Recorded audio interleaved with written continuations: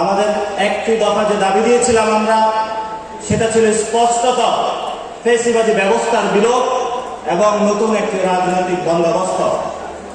এই ফ্যাসিবাদী ব্যবস্থার বিলোপের আমরা গত 5 মাস সকল রাজনৈতিক পক্ষ গোষ্ঠী এবং যারা প্ল্যাটফর্ম রয়েছেন একত্রিত হয়ে কাজ করছি। কিন্তু দুঃখের বিষয় হলো আজকে আমাদের সামনে আমরা দেখতে পাচ্ছি সচিবালয়, বিভিন্ন রাজনৈতিক মহল, বুদ্ধিজীবী মহল, ব্যবসায়িক গোষ্ঠী, প্রত্যেকটা জায়গায় মিডিয়া সেক্টরে ফ্যাসিবাদের যে ভূতগুলো রয়েছে তারা তাড়া করছে আমাদের।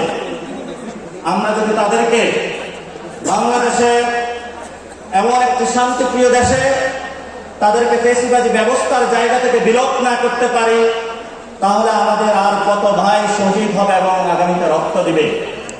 এই রক্তের প্রতি তাকিয়ে হলো আমাদেরকে ঐক্যবদ্ধ থাকতে হবে।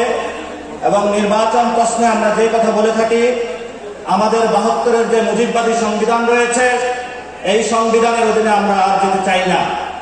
আমরা বাংলাদেশে একটি নতুন সংবিধান চাই, গণপরিষদ নির্বাচন চাই, যে নির্বাচনের মধ্য দিয়ে বাংলাদেশে 71-এর যে মুক্তিযুদ্ধের সাম্য, মানবিক মর্যাদা এবং ন্যায় বিচারের আকাঙ্ক্ষা ছিল, সেই আকাঙ্ক্ষাতে যে সংবিধান ভুলণ্ঠিত করেছিল, নতুন করে মানুষের আকাঙ্ক্ষাকে ধারণ করে, 90-এর আকাঙ্ক্ষাকে ধারণ করে, 24-এর রক্তের আকাঙ্ক্ষাকে ধারণ করে আমাদের একটি নতুন সংবিধান এই জনমানুষকে উপহার দিতে হবে। আমরা চাই না অতীতের যে পুরাতন যে সিস্টেমগুলো রয়েছে, সেই পুরাতন সিস্টেমের ঝেঁকে বসা যে ভূতগুলো রয়েছে, এস্টাবলিশমেন্টের যে জায়গাগুলো রয়েছে, সেগুলোর কারণে যদি নতুন রাজনৈতিক বন্দোবস্ত বাধাগ্রস্ত হয়, তাহলে সেখানেও হয়তো বা ছাত্র জনতা আবার নতুন করে তাদের রক্ত দিতে হবে। আমরা দীর্ঘ একটি যুদ্ধের মধ্য দিয়ে বাংলাদেশে একটি সুযোগ সৃষ্টি হয়েছে, অনেকগুলো প্রতিষ্ঠান ধসে পড়েছে। গত 53 বছরে একটি সিঙ্গেল প্রতিষ্ঠান বাংলাদেশে যে বিরাজমান নাই, যে প্রতিষ্ঠানকে আঁকড়ে ধরবে নতুন করে আমরা বাংলাদেশ পুনর্গঠন করতে পারবো।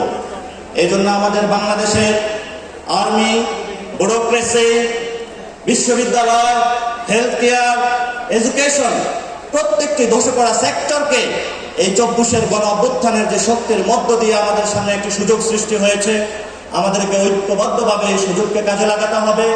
এবং এই সুযোগের কোনো ব্যত্যয় যদি কোনো জনগোষ্ঠী আকারে আমাদের সামনে আসে, তারা ছাত্ররা এবং তরুণরা আবার রাজপথে মাঠে নামতে আবার প্রস্তুত তারা। এবং আমরা হুঁশিয়ার করে বলতে চাই, আমার বাংলাদেশ পার্টি যেভাবে অতীতে ছিল, বর্তমানেও তারা সংস্কারের পক্ষে আছে। ভবিষ্যতে ছাত্র তরুণদের যে লড়াই আছে, সেখানেও আমরা তাদেরকে আমাদের ছাত্র তরুণদের লড়াইয়ের সাথে পাবো। এবং গণপরিষদ ইলেকশন, নতুন সংবিধান প্রণয়ন, সংস্কারের কাজগুলো বিনির্মাণ এবং গত 15 বছরে যারা আমাদের মা বোনদের উপর অত্যাচার চালিয়েছিল, যারা ছাত্রার উপরে ট্র্যাজেডি চালিয়েছিল, পিলখানা হত্যাযজ্ঞ চালিয়েছিল, তাদেরকে একটি বিচারক প্রক্রিয়ার মধ্য দিয়ে নিয়ে এসে বাংলাদেশে একটি জায়গায় নিয়ে নিষিদ্ধের দিকে যদি আমরা যেতে না পারি, তাহলে সেই দিল্লির যে ফ্যাসিস্ট মদতদাতা মুজিববাদী শক্তি বাংলাদেশের মানুষের উপর আবারও তারা অস্ত্র নিয়ে নেমে পড়বে।